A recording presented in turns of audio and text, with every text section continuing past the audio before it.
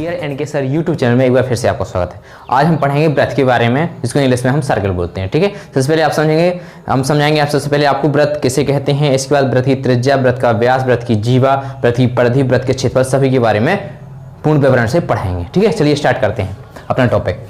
व्रत यानी सर्कल। ठीक है, व्रत कैसे कहते हैं, व्रत की परिभाषा लिखी हुई है, किसी एक निश्चित बिंदु से समान दूरी पर स्थित बिंदुओं का बिंदुपथ व्रत कहलाता है। ठीक है, यानी कोई एक निश्चित पॉइंट होगा, उस पॉइंट से समान दूरी पर स्थित बिंदुओं का बिंदुपथ, ठीक है, उस बिंदुओं का बिंदुपथ को हम व्रत कहते हैं। जैसे यहां पर एक बिंदु हुआ, ये एक निश्चित पॉइंट है, ठीक है, जिसको हम बोलते हैं व्रत का केंद्र।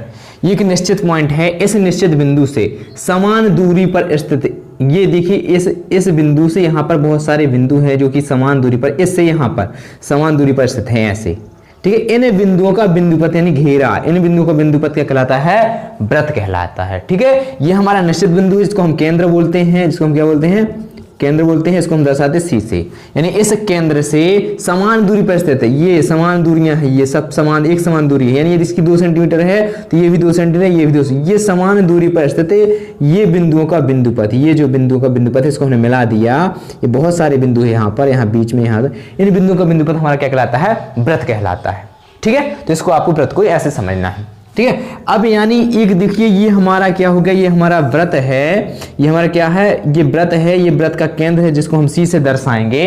ठीक है, और व्रत के एक बिंदु से, व्रत के केंद्र से व्रत के किसी बिंदु को मिला देते हैं, ये हमने नाम दे दिया यहाँ पर ये, तो ये बना है सी ए। ठीक है, या इसका हमने केंद्र का नाम क्या दे दिया, ओ, और हमने केंद्र का नाम दे दिया ओ। ठीक है, ये व्रत का केंद्र है, यह निश्चित बिंदु, इस निश्चित बिंदु से समान दूरी पर स्थित बिंदुओं के बिंदुपथ को हम क्या बोलते हैं, व्रत कहते हैं। ठीक है, अब व्रत के केंद्र से, इस व्रत के केंद्र से व्रत के किसी बिंदु से मिलने वाला जो रेखाखंड होता है वो कहलाता है व्रत की त्रिज्या। यानी ये हमारी क्या है, रेडियस है, त्रिज्या। त्रिज्या को हम दर्शाते हैं आर से, अंग्रेजी में बोलते हैं रेडियस। त्रिज्या आर बराबर आपका क्या है, ओ ए। ओ ए के बीच की दूरी क्या है, ओ ए के बीच की दूरी त्रिज्या कहलाती है। परिभाषा त्रिज्या क्या होगी, व्रत के किसी बिंदु से व्रत के केंद्र बिंदु को मिलाने वाला रेखाखंड व्रत की त्रिज्या कहलाती है। ठीक है, यानी व्रत का कोई एक बिंदु होगा, उस बिंदु से व्रत को केंद्र को मिला दे तो जो रेखाखंड प्राप्त होता है वह कहलाता है व्रत की त्रिज्या। ठीक है, व्रत के केंद्र से व्रत के किसी बिंदु पर मिलने वाला रेखाखंड व्रत की त्रिज्या कहलाता है। ये आपकी त्रिज्या हो गई। ठीक है, ओ ए क्या है, त्रिज्या है, ये व्रत का केंद्र ओ है, और ये व्रत की परिधि पर एक बिंदु प्राप्त हो गया हमें ए, उसको हमने मिला दिया त्रिज्या में। व्रत की त्रिज्या हमेशा एक समान होती हैं। यहाँ पर हम कितनी भी त्रिज्या, जैसे हमने ये देखिए, यहाँ पर हम कितनी भी त्रिज्या बनाए, ये बना दें, ये बना दें, ये बना दें, ये बना दें, सब कितनी बना दें। यहाँ पर यदि व्रत का केंद्र हो तो व्रत का केंद्र यदि यहाँ पर ओ हो, ये त्रिज्या है सब, तो व्रत की त्रिज्या हमेशा समान होती है। ठीक है, यानी हमने कोई 4 सेंटीमीटर का व्रत ले लिया, ये मान लो आपका 2 सेंटीमीटर का व्रत है ओ ए, इसकी त्रिज्या कितनी है, 2 सेंटीमीटर। इसमें कितनी भी त्रिज्या हम ना करें कहीं से भी, उसकी हमेशा दूरी समान होती है, त्रिज्या हमेशा बराबर होती है, व्रत की आपको ध्यान रखना। ठीक है, अब पढ़ेंगे व्यास के बारे में। व्यास क्या होता है, त्रिज्या होगी, अब पढ़ेंगे व्यास। व्यास मीन्स होता है डायमीटर, इसको डी से दर्शाते हैं। ठीक है, व्यास डी होता है 2 गुणे त्रिज्या, यानी त्रिज्या का आपका दुगना होता है व्यास। ठीक है, व्यास कहलाता है, व्रत जो होता है त्रिज्या का दुगना होता है। व्यास की परिभाषा समझ लीजिए, व्यास कहलाता है व्रत को 2 बिंदुओं से मिलाना, वह रेखाखंड जो व्रत को 2 बिंदुओं से मिलाता है तथा व्रत के केंद्र से होकर जाता है। जैसे ये है आपका, ये है, इसको हम इस साइड मिला दे रहे हैं ये। ठीक है, तो ये आपका ए बी हमने क्या दे दिया, इसका नाम दे दिया, तो ए बी क्या बन गया, आपका व्रत का व्यास बन गया, और ये देखिए केंद्र ओ से होकर जाता है, यानी हम लिख देंगे व्यास डी बराबर क्या, ए बी।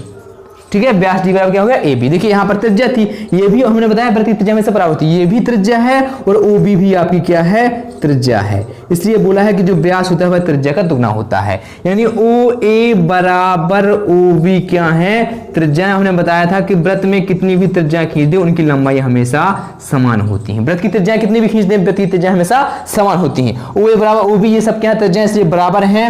और क्या है, व्यास बराबर क्या है, 2 गुणे त्रिज्या, यानी ये एक त्रिज्या, ये एक त्रिज्या, दोनों को मिला दिया, गुणा कर दिया, तो 2 त्रिज्या मिलकर के एक व्यास बन जाता है। यानी व्यास बराबर क्या होता है, व्यास बराबर होता है 2 गुणे त्रिज्या, तो त्रिज्या बराबर क्या हो जाएगा, त्रिज्या बराबर हो जाएगा व्यास बटे 2, यानी व्यास की आधी होती है त्रिज्या और त्रिज्या का दोगुना होता है व्यास। ये आपको याद होना चाहिए। ठीक है, अब हम पढ़ेंगे जीवा के बारे में। जीवा क्या होती है, जीवा।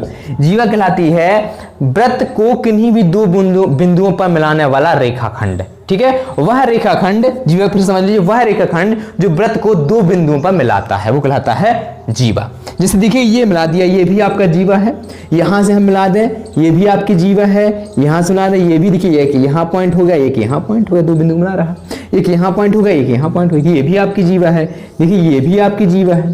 ठीक है, और आप यहां भी मिलाएं तो ये भी आपकी जीवा है। कि वृत्त की सबसे बड़ी जीवा क्या कहलाती है? वृत्त की सबसे बड़ी जीवा कहलाती है व्यास।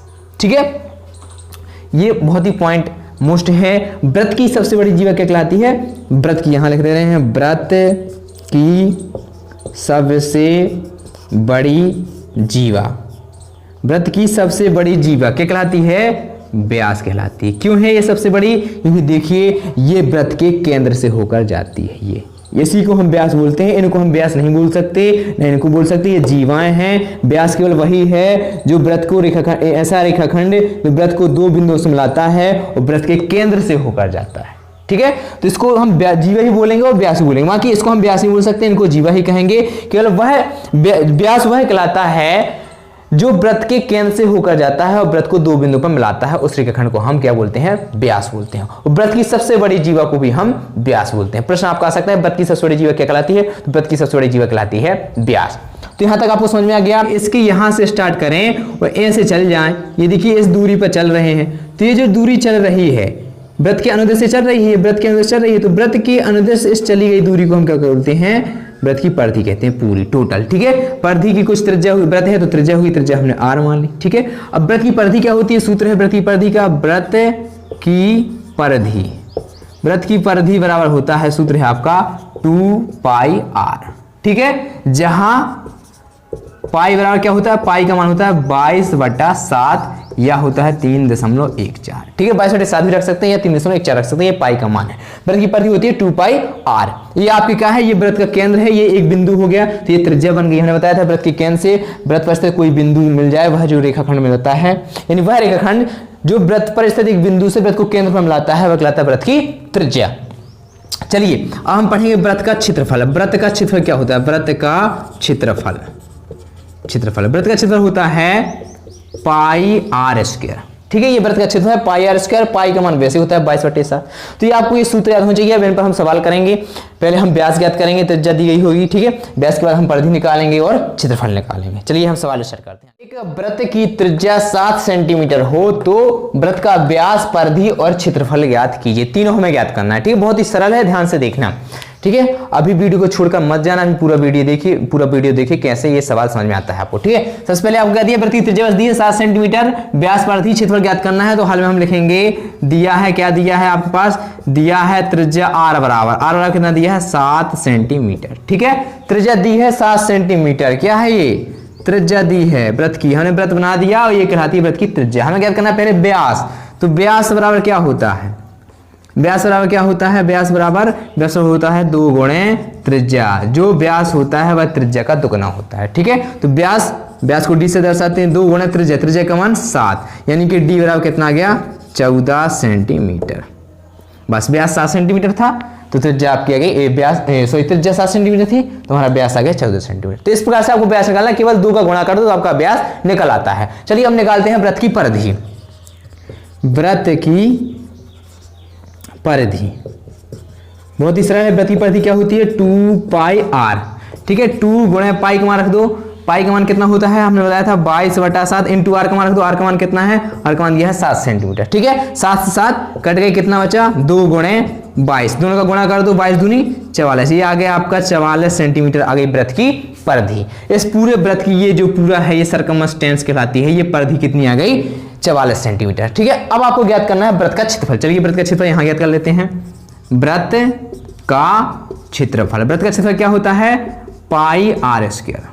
ठीक है, ये व्रत का क्षेत्रफल होता है πr²। ठीक है, अभी हमने सूत्र लिखा था। चलिए पाई का मान रख देंगे 22/7 r², यानी r² यानी 7 का स्क्वायर। ठीक है, 22/7। ठीक है, गुणे 7 का स्क्वायर यानी 7 गुणे 7, 2 बार 7 लिख देंगे। ठीक है, देखिए एक साथ से एक साथ कट गया, कितना बचा? 22 गुणे 7 बचा। गुणा कर दो आपस में, 7 दूनी 14, 4 हाथ के 1, 7 दूनी 14, 1 15, 154 वर्ग सेंटीमीटर आ गया आपका क्षेत्रफल। क्षेत्रफल है तो आपको वर्ग लगाना पड़ेगा। ठीक है, ये आपको याद होना चाहिए।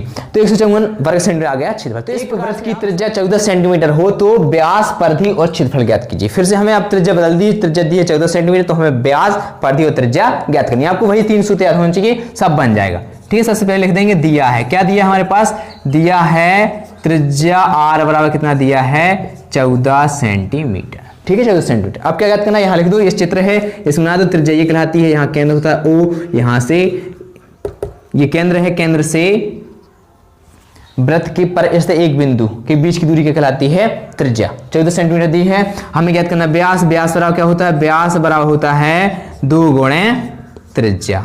बस यहाँ मान रख दीजिए, व्यास को d से दर्शाते हैं, व्यास बराबर 2 गुणे त्रिज्या का मान 14, 14 दूनी कितना हो गया, 14 दूनी 28 सेंटीमीटर। बस ये आपका आ गया व्यास। ठीक है, तो पहला क्वेश्चन आपका पूरा हो गया व्यास। ठीक है, अब क्या दिया है, परिधि ज्ञात करना है। लिख दीजिए वृत्त की परिधि, ये भी आपको सूत्र चाहिए, वृत्त की परिधि, वृत्त की परिधि बराबर क्या होता है, वृत्त की परिधि बराबर होता है 2 पाई r। ठीक है, वृत्त की परिधि 2 पाई r। बस इसे मान रख दो, आंसर आ जाएगा 2 गुणे पाई का मान 22/7 गुणे r का मान 14। काटो इसको, 7 एकम 7, 7 दूनी 14, 2 से कट गया, 7 से कट गया, 7 एकम 7, 7 दूनी 14, गुणा कर दो 2 गुणे 22 गुणे 2। ठीक है, 22 दूनी 44, 44 दूनी 88, ये आ गया आपका 88 सेंटीमीटर। ये क्या, वृत्त की परिधि। अब आपको ज्ञात करना है वृत्त का क्षेत्रफल। चलिए वृत्त का क्षेत्रफल ज्ञात करते हैं। वृत्त का क्षेत्रफल क्या होता है, वृत्त का क्षेत्रफल, वृत्त का क्षेत्रफल होता है पाई r स्क्वायर। ठीक है, मान रख दो, पाई का मान 22/7, r का मान 14 का वर्ग, r 14 है, त्रिज्या ये दी है r 14। ठीक है, हम रख दो, यहाँ हल कर दे रहे हैं हम। क्षेत्रफल 22/7, क्षेत्रफल लिख दो, क्षेत्रफल बराबर 22/7 गुणे 14 गुणे 14। ठीक है, कट जाएगा, ये देखो 7 एकम 7, 7 दूनी 14, यानी आपका आ गया 22 गुणे 2 गुणे 14। बस गुणा कर दीजिए इनका, 22 गुणे 14 दूनी 28, 28 का 22 में गुणा कर दो, 28 दूनी 56, 6 हाथ कहीं 5, 28 दूनी 56, 56 और 5 कितने हो गए, 56 और 5 61, 616 आपका आ गया 616 वर्ग सेंटीमीटर। ये आ गया क्षेत्रफल। क्या आ गया, ये आ गया आपका वृत्त का क्षेत्रफल।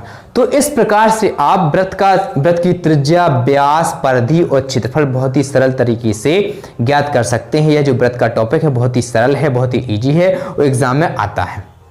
तो यदि है आपको वृत्त पूरा टॉपिक समझ में आया है तो हमारे YouTube चैनल DRN के सर को लाइक करें, सब्सक्राइब करें और ज्यादा से ज्यादा लोगों तक शेयर करें।